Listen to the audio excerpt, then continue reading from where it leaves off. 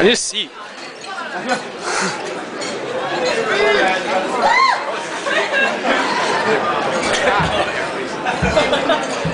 Well, good evening, Professor Vaughn, esteemed faculty, fellow students, and cadets.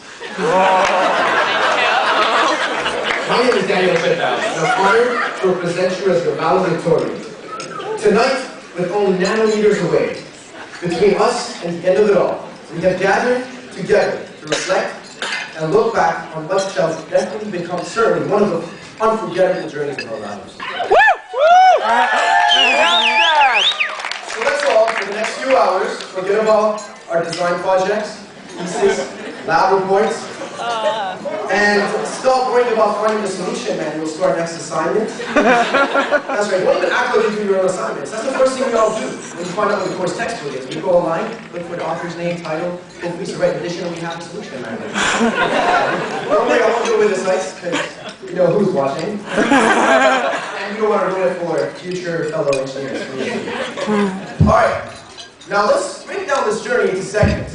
How it all first began. I'm sure that each of us has at some point wondered how we found ourselves here anyways. I mean, why engineering? Why did every one of us decide that we wanted to pursue a career in engineering? Hopefully it wasn't for the money.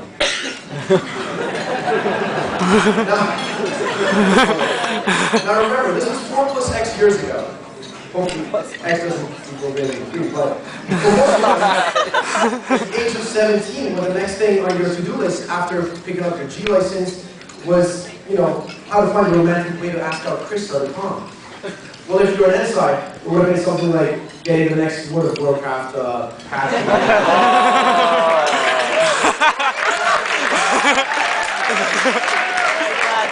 Now, again, why engineering? Now, I've talked to some of you guys, you know who you are, and, you know, you let me, you know, you talk about it, and we, you know, I know you share your stories with me, and I'm really grateful for that. Chris Tuff, for example, where is he? Where's Chris Tuff? Well-known figure from school life. He tells me at 17, he was a drug addict. And ecstasy pills were just not doing it for him. So he got into chemical engineering.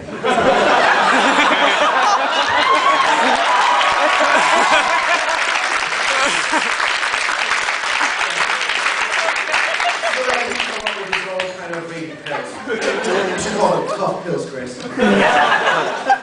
Anyways, I mean, every face has a story. Okay, Franz Lizard. Where's Franz Lizard? Yeah,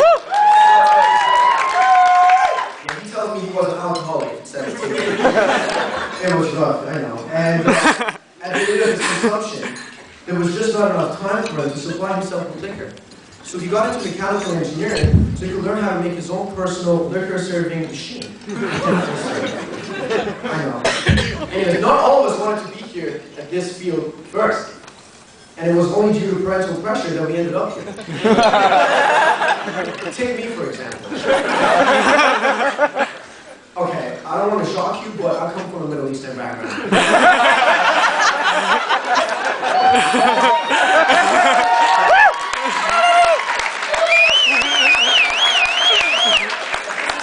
This is how my father laid it all out for me. Son, come here. We need to talk about your future. Yes, Father. So, are we going to call you Dr. Shivash? Engineer Shivash? Attorney Shivash? Or are you going to be son of honey? Regardless of how the decision was made, we all picked the finest institution in the country, the best of the best. Yeah, I know.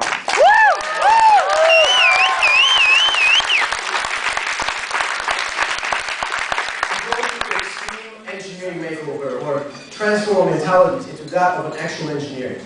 Now, there have always been rumors, and you all know it, about how we were going to be treated at U of T. And boy, they did not disappoint. They really broke us down. Okay. First, there was that fake test during Frosh that people like me fell for.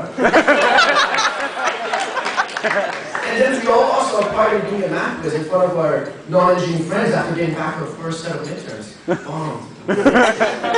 I honestly had never heard of intervals until first year here at UT. True story. True story. And next thing you know, as an icing on the cake, we were to compete against international students, like Rafat Rahman from Bangladesh, who could do quadruple intervals half speed. Well, thank God there were APS, the communication courses.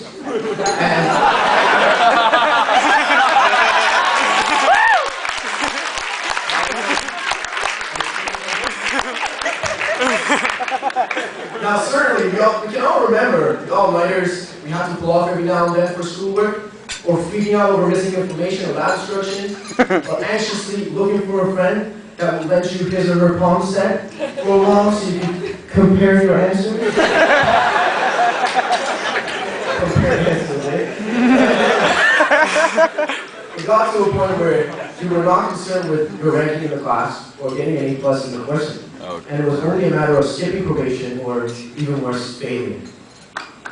On the serious note,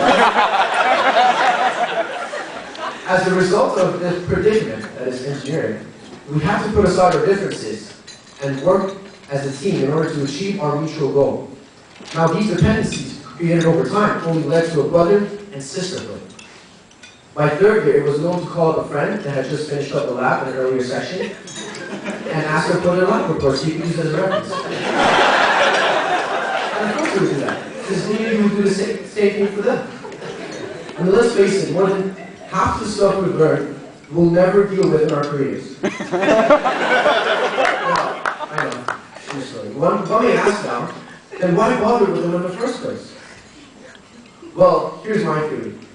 Maybe what UFT wanted us to take away from this journey are those very interactions and networking. Everyone has their own strengths and weaknesses in different subjects and thresholds when it comes to workload. Therefore, to complete the puzzle, your only option is to work together, your only option is to work in a team filled by individuals in possess of the missing pieces. Alright, now let's sum it all up with a financial breakdown. The value of the question, $90.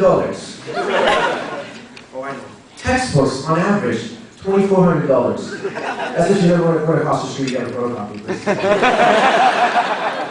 Tuition fees, $35,680. Gradball ticket, $80. Ring replacement, there are actually people who already lost theirs, and $25. And the value of friendships made over the years, challenged and only strengthened after times of hardship, priceless. I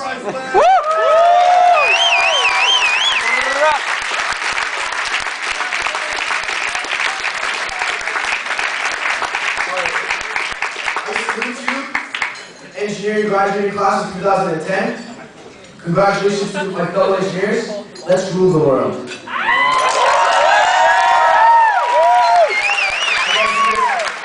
Over. This is to all MIU people. Close your ears as if it's going to hurt you, but I got to do this.